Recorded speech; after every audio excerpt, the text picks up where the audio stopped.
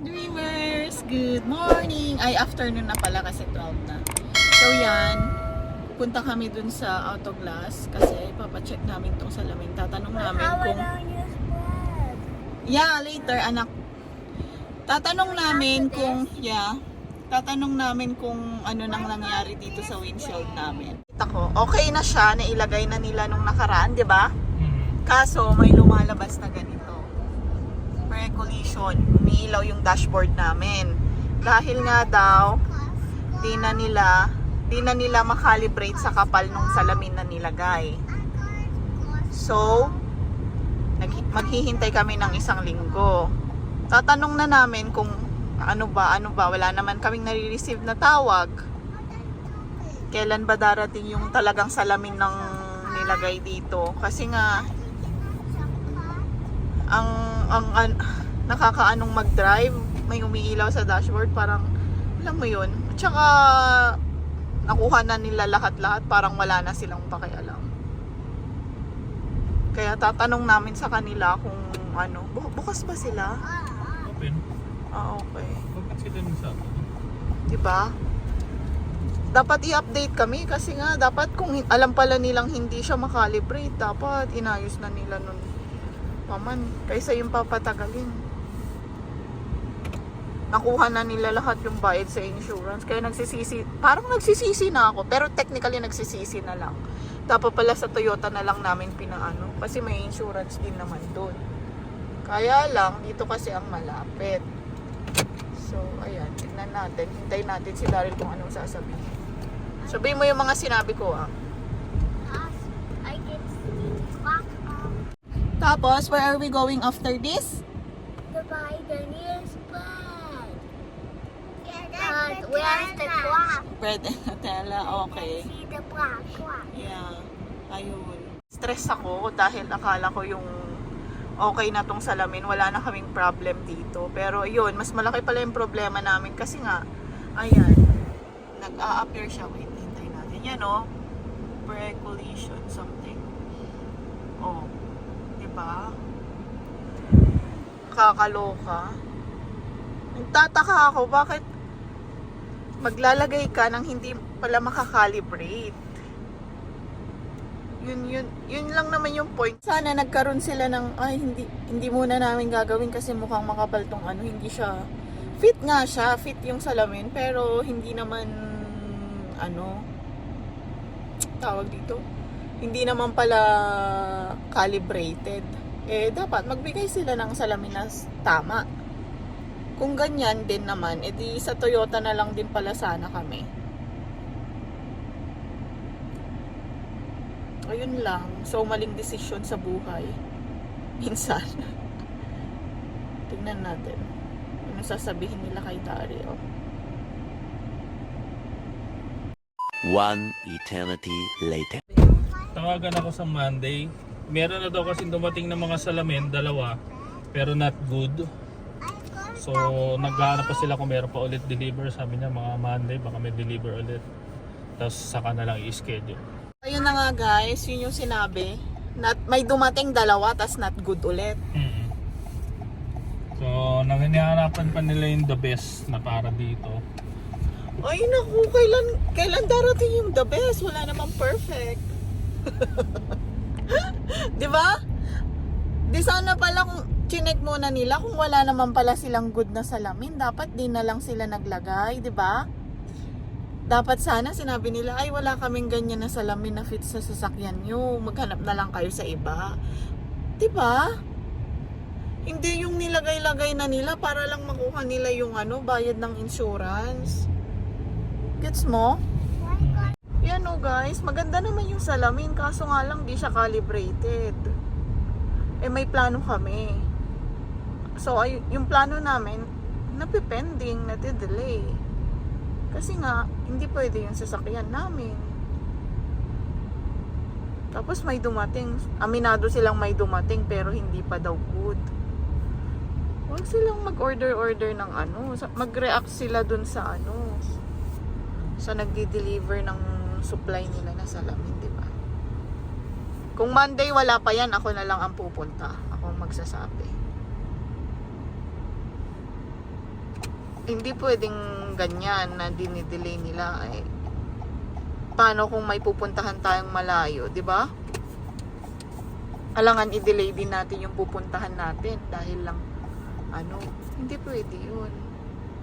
So yan guys, naiinis na ako. Sorry, pero ayun nga, yan yung experience namin sa kanila. Although kung may naka-experience ng okay sa kanila, swerte nyo. Pero kami, medyo minamalas. A few moments later. So, tapos na tayo sa Walmart. Papunta naman kami, magpapahangin din ng gulong kasi nga, meron ding problem sa gulong. Ay, nako, life. So, titignan natin. Pero kung hindi na talaga maayos, kailangan na ng bagong gulong din. Daming problema pag may sasakyan din, no? Kailangan ng maintenance. Pero ang stress ko talaga tong salamin, guys. Kasi pag hindi mo sila, tawag dito, hindi mo sila ina-update, hindi ka rin nila i-update. Kaya kailangan mo talagang maging ano, masugid. Mano na customer, maging pa-update ka dapat ng ano. Wait lang, Vanilla. We go here because we need the air pressure for the tire. Ha?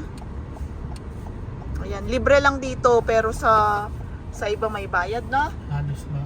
Oo. So ito, magagas kami ngayon. 116.9 ang gas. Kaya ayan. Kung ano, Colorado pa siya. Jetta. So Costco muna Costco gas muna bago bumili ng spread nila Kaden.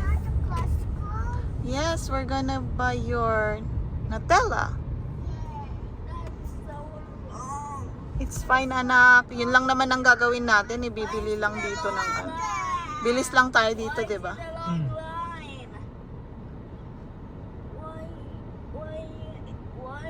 Why go to the long line? Because. Stop it. So, ayun. May apartment doon. Uy, ano na naman kaya yun? O, Daryl doon sa gilid, no? We'll lose cash if Galing, doon ka nagre-rent. Tapos yan yung work mo lang. running out of time. Pero ba't may harap? Baka ano yan? Kainan. Feeling ko. Gagawin na talaga nilang ano dito. Ayan, tapos na kami sa Costco din. Pauwi na. So, parang uulan pa.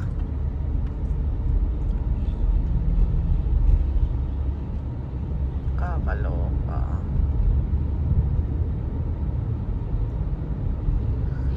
How are you guys? Good. You're hungry na? Yes. Hungry na sila. Syempre, nakita na. I want to try my new spread at home. Wow. New spread. Oh, you ask your dad. Daddy, can you use my new spread at home? Can I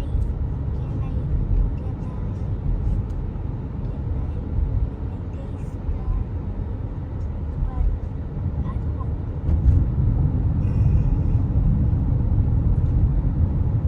Ayan, magla-library na naman tong mga babies. Hi, Ella. Where are you going, hey? To the library. What are you gonna do in the library? Play computer. Nick, yun pala yun eh. Hanggang 9 PM naman yung library ngayon, so okay lang. Pupunta tayo ng library. So, kakatapos ko lang mag-work. Yeah, it's night time na kasi nga ang 4 nila. Pag 4 is evening na, no? Sa kanila. 4 is evening na dito. But why is it night? It's not dark yet. Yeah, that's the thing. Because we are in summer season, so... No, this is spring season. Ah, not spring summer. season? No! Hindi pa. It's already summer. A few moments later. Are you excited? What? Are you excited? Yes. Okay, welcome to Regina Public Library. Wow, look at this. Wow, see? Follow the fish. Follow the fish. Come here, follow the fish. I don't want to. Bakit na naman? I want to stop on them. Ayaw nung bata umuwi. Stop. Ay, ganda naman dito. I don't like this, so I'll stop on them because I don't like it. One eternity later. Ayan, pauwi naman kami. Oy, huwag kayong tatakbo dun sa may ano. So, nabitin sila. Anong oras na din? Ella! Ay, si Ella. Bump ka ng car dyan. Sige.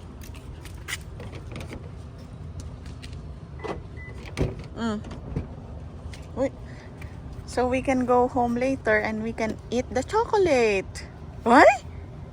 You like it? Oy.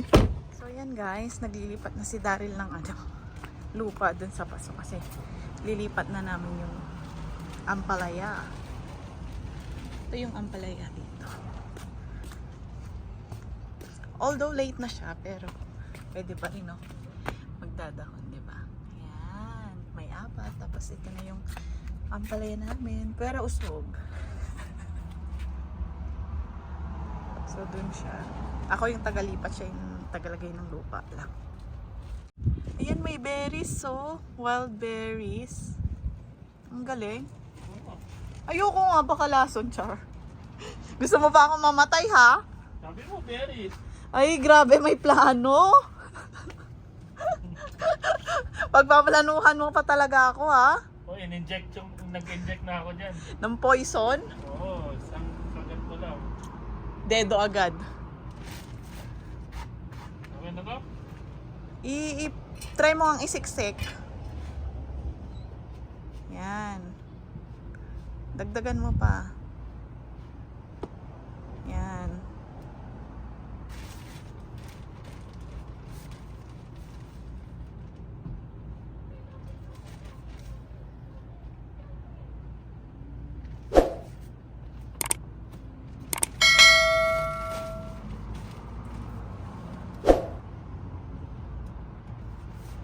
Nakita ko pa si Mark eh. Si Kuya Mark, Oo, sa Tinali. saan? Diyan sa Rose Day. Ah. Naglalakad ako papunta sa photoglass. Ano sabi? Wala, tumuro lang. Siyempre, nagmamanil sila. Ay, binaba yung Hindi. Hindi. Ah. Diretso lang. Pero tinuro ka? Oh, sabi ko, kumaway na lang ako. Sabi nila, ano yung hair kay Daryl? Parang pulubi. Oo, tumatangbo na ako eh. Sige, lagay mo dyan, boss. Yan. So, itong ampalaya, kailangan dito lang siya sa lilim kasi nga naghahanap. Ay, yung natin, yung fertilizer natin, ilabas mo na din pala. Anong fertilizer? Yung binili ko pa nung Okay. Kailangan may pag-anuhan tayong tubig na So, ayan guys, natapos na kami. Ayan na yung mga ampalaya. Ayan, basil. Tapos nilipat ko na lang din dun. Ito, ibababad lang dito.